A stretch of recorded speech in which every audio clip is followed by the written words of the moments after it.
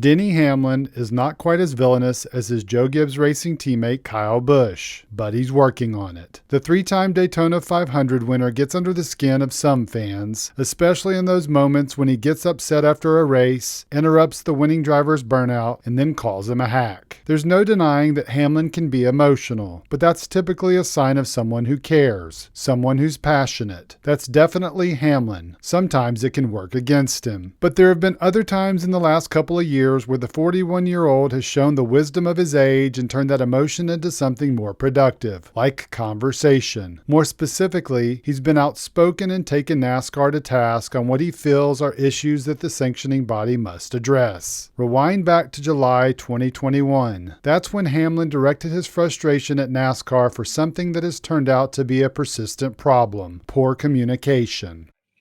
When it comes to the crash stuff, I've asked questions to two different NASCAR people, executives. I can't get a response. So that to me it makes it even scarier. So it's like, it's just, man, the disconnect right now between all the parties, NASCAR, the tracks, and the drivers, it's tough right now. It's not in a good place. During that same conversation, when asked whether drivers need to come together and form their own council, as has happened in the past, Hamlin didn't have a specific answer, but offered his thoughts on the next steps. In 7 years, I'll be a team owner only, but these drivers, they need to get organized because, their safety's at risk. If they need to know what they're getting strapped into, so they need to get organized and they need to have a voice, and they deserve to have a seat at the table, whatever that table is. Before the start of this season, Hamlin was announced as a member of the board of directors on the revived Drivers Advisory Council, designed to foster an open line of communication with NASCAR, track operators, and industry stakeholders. He is joined by Kurt Busch, Joey Logano, Austin Dillon, Corey LaJoie, Daniel Suarez, and Kyle Petty. NBC analyst and former driver Jeff Burton, also known as the Mayor, is serving as the group's director. Interestingly, several months into the season at Circuit of the Americas, Hamlin was asked about NASCAR's communication or lack thereof. When the teams learned last minute that the turtles had been removed in the S's portion of the track without notifying the drivers who had spent countless hours of simulation preparing with the curbs in place.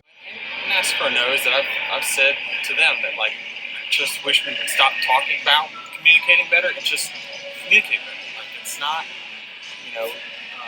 anything that involves competition that changes, I just think, just let us know, because we spend time preparing. Drivers don't just show up and race and that'll be fine, right? This isn't, we gotta, just seems like grow up and get better with our processes of stuff like this. It's just frustrating. It's not. When it comes to communication, the driver knows a little something about it, as he has been thrust into the spotlight recently as the unofficial spokesperson for 23XI Racing, speaking on behalf of the team with regard to the Kurt Busch concussion situation. In a weird way, it's all come full circle. Hamlin spoke out about safety concerns over the next-gen car last year. This year, numerous drivers have said they've experienced the hardest hits of their career in the new car, including Joey Logano and Hamlin's driver Bubba Wallace. Busch didn't say anything about his hit. He didn't have to. His absence has spoken volumes, as he's now missed 6 races and his return is still in question. Hamlin has heard the other drivers talk about the big impacts throughout the year. This past weekend at Daytona, he felt it firsthand when he was one of several cars who inexplicably made hard right turns into the wall after unknowingly going over a wet portion of the track, which created a massive accident. After the race, Hamlin discussed the impact. Did your head hit something? No, it's just my whole body, literally jaw. It hurts. I feel like my jaw was like one of those boxers that just gets his face demolished. But that was certainly the first real big one I've had in this car. Everything they've been telling us, all the other drivers, is true. It's legit. The driver said something else interesting during that interview with reporters when asked what could be done about what happened at Daytona with so many cars unnecessarily suffering so much damage, and more concerningly, drivers like Hamlin taking big hits because of rain on the track.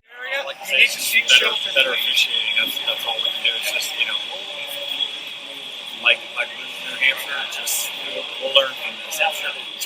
Hamlin is referring to the race at New Hampshire last year, when he and two of his JGR teammates in Kyle Busch and Martin Truex Jr. fell victim to the elements early in the race when NASCAR failed to put out a caution after it had started raining, and all three cars went for a spin with the number 18, which had started from the pole, suffering the most damage and ending its day. On Sunday after Daytona, Hamlin took to Twitter when he questioned NASCAR for being reactive rather than proactive with the rainy conditions, then revealed something interesting when asked by reporter Nick Bromberg if NASCAR had implemented any race control changes from New Hampshire. He hasn't heard of any. Does that mean NASCAR has new changes in place but hasn't communicated them to the teams? Clearly that was not the case, as evidenced by Sunday's race at Daytona. If there were some kind of wet weather protocols in place, that accident doesn't happen and tear up a lot of good cars and leave Hamlin groaning in pain. It's quite apparent NASCAR's inability to communicate with its drivers shockingly seems to be matched by its inaction when it comes to protecting those same drivers. And that's a shame. As fans, we can only hope that the governing body sits down and starts listening to the Drivers' Council and hopefully implementing their recommended changes. If that happens, we avoid the big crashes like happened at Daytona, and more importantly, we avoid hurting those who put on the show. Until that happens, it feels like Hamlin and others are just screaming into the wind.